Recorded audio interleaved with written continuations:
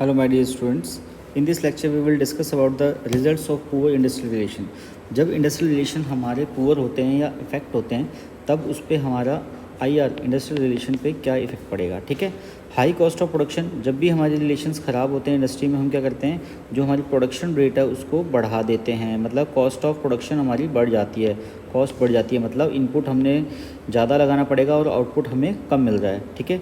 Low grade production की जो quality है, जो एफिशिएंसी है वो कम हो जाएगी. Decrease efficiency of worker. हर एक वर्कर अपनी एफिशिएंसी से कम काम करता है बिकॉज उसका जो माइंड है वो सेटल नहीं है, बैलेंस नहीं है, डिस्टर्ब हो रखा है वो. ठीक है.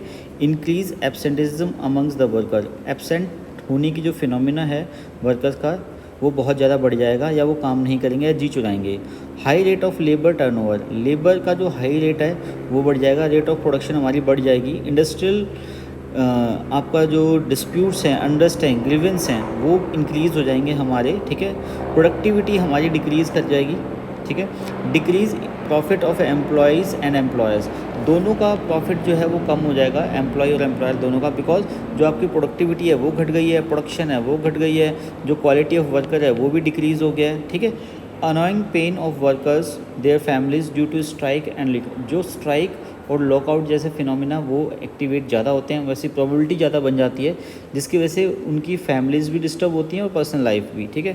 Frustration among employees, lower moral. ये सारे के सारे क्या है हमारे, अगर हमारा इंडस्ट्रियल रिलेशन अगर ख़राब होते हैं तो सारी चीज़ें हमारी क्या होती हैं, डिक्रीज़ हो जाती हैं. ठीक है. अब इंडस्ट्रियल रिलेशन होता क्या है. Industrial relation is the multi dimensional complex in nature. It may be economic, historical, social, psychological, ethical, political, technological, legal etcetera. कोई भी जितने भी ये जो हमारे पैरामीटर्स हैं ये डायरेक्टली और इनडायरेक्टली हमारे अफेक्ट करते हैं किसको, इंडस्ट्रियल रिलेशंस को. ठीक है. अब हम देखते हैं कि दो एस्पेक्ट्स हमारे सबसे ज़्यादा इंपॉर्टेंट है, जिसके अंदर क्या होता है, एक कॉपरेशन ऑफ और कोलैबोरेशन है और conflicts. Modern industrial production is based upon the cooperation between labour and capital और एम्प्लॉयज़ एंड मैनेजमेंट. एम्प्लॉई और मैनेजमेंट के बीच का जो रिलेशन है वो सबसे ज़्यादा इफेक्टफुल होता है. The work stoppages resulting either from strikes और lockout and slowing down the production are the occasional expression. कई बार क्या होता है कि प्रॉब्लम इतनी बढ़ जाती है कि लेबर स्ट्राइक पे चले जाते हैं, लॉकआउट कर देते हैं, जिसकी वजह से क्या होता है, प्रोडक्शन हमारी बंद हो जाती है या बहुत ही स्लो हो जाती है. जो मिनिमम वर्कर्स होते हैं वही काम करते हैं. बट जब भी स्ट्राइक होती है मैक्सिमम आप मान के चलो कि 100% जो वर्कर्स हैं वो पार्टिसिपेट करते हैं of the ever present conflicts between workers of the management. अब हमारे जो ऑब्जेक्टिव्स हैं इंडस्ट्रियल रिलेशन के वो हैं क्या, बेसिकली हम क्यों इतना फोर्स कर रहे हैं कि हमारे जो इंडस्ट्रियल रिलेशन है वो सही होने चाहिए, आपस में ठीक होने चाहिए, बिकॉज इसके बेनिफिट्स बहुत हैं. सबसे पहला बेनिफिट क्या है, इंडस्ट्रियल पीस.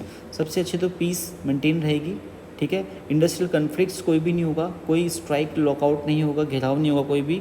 और जो हमारा मिनिमम टर्नओवर एब्सेंटी, कम से कम लोग छुट्टी करेंगे, लोगों का मन करेगा काम करने का, आएंगे. It enhance economic status of workers की जो इकोनॉमिक फाइनेंशियल जो कंडीशंस हैं वो इम्प्रूवड होती हैं अगर इंडस्ट्रियल रिलेशन अच्छे होंगे, बिकॉज वो एब्सेंट नहीं हो रहे हैं तो ज़्यादा वेजेस मिलेंगे उनको. इंडस्ट्री के अंदर प्रोडक्ट अच्छे हैं तो सैलरी उनकी बढ़ेगी, पर्क्स मिलेंगे. To establish the develop industrial democracy develop होगी और गवर्नमेंट का कंट्रोल जो है वो भी रेगुलेट होता रहेगा. ठीक है. अब इसके बाद बात करेंगे हम इंडस्ट्रियल रिलेशंस के जो मेन पिलर्स हैं, मेन जो पार्टिसिपेंट वेरिएबल्स हैं वो क्या क्या हैं. Employees association, trade union, court and tribunals, employers and the government. ये क्या है, मेन पिलर हैं हमारे इंडस्ट्रियल रिलेशन के. अगर इनमें से किसी एक को भी आप डिस्टर्ब करते हो, किसी एक के अंदर भी कोई भी डिस्टर्बेंस है या अनरेस्ट है या ग्रीवेंस है, तो क्या हो जाएगा, ये जो बीच का जो स्ट्रक्चर है हमारे इंडस्ट्रियल रिलेशन, ये हमारा क्या हो जाएगा, डिस्टर्ब हो जाएगा. तो हमें ऐसा नहीं करना है, इसको मेंटेन करके रखना है, एक अच्छी कंडीशन में रखना है. ठीक है. अब एसेंशियल गुड्स ऑफ आईआर क्या क्या चीज़ें हमें करती हैं. म्यूचुअल ट्रस्ट होना चाहिए, जिससे क्या होगा, इंडस्ट्रियल रिलेशन आपका मेंटेन रहेगा.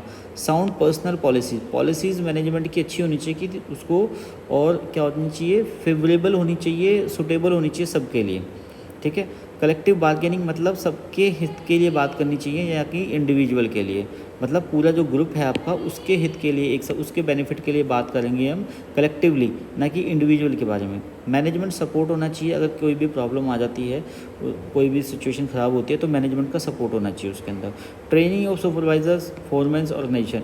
जो आपके अपलाइंस हैं ठीक है, आपका फोरमैन है, सुपरवाइज़र है, ठीक है, आपका जूनियर इंजीनियर है, तो वो जो आपका लीडर है उनकी भी ट्रेनिंग्स प्रॉपर टाइम पे होनी चाहिए, ताकि वो जो न्यू स्किल सेट्स हैं उसके हिसाब से वो जो अपने एम्प्लॉयज़ हैं उनको मेंटेन करें, उनके साथ में कोऑर्डिनेट करें। ठीक है, कोऑपरेशन विद गवर्नमेंट एजेंसीज़, ठीक है, वो भी एसोसिएशन होने चाहिए। इंडस्ट्रियल अनरेस्ट एंड डिस्प्यूट, अब ये क्या होता है, industrial disputes means any dispute और difference between employers and employees, और बिटवीन एम्प्लॉयर्स और वर्कमैन, और between workman and workman, which is connected with the employment और नॉन एम्प्लॉयमेंट और द टर्म्स ऑफ एम्प्लॉयमेंट और with the condition of labour work और any person. मतलब कोई भी अगर डिस्प्यूट और अनरेस्ट होता है किसके बीच में, एम्प्लॉय के बीच में भी नहीं होना चाहिए, मैनेजमेंट के बीच में नहीं होना चाहिए, किसी फोरमैन के बीच में नहीं होना चाहिए।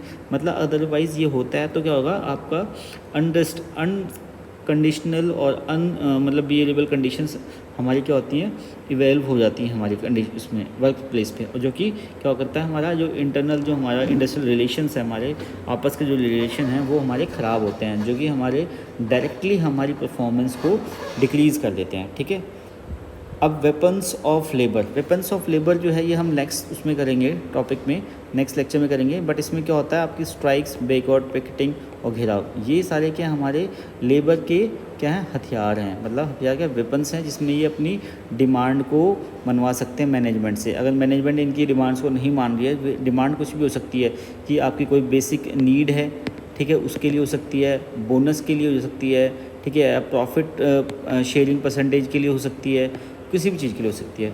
ठीक है, तो हम इन चीज़ों का ध्यान रखेंगे। ओके, अभी इस लेक्चर के इतना ही ठीक है, उसके नेक्स्ट लेक्चर में हम करेंगे। उससे पहले आप लोग वीडियो को लाइक कीजिए, शेयर कीजिए। ठीक है, थैंक यू सो मच।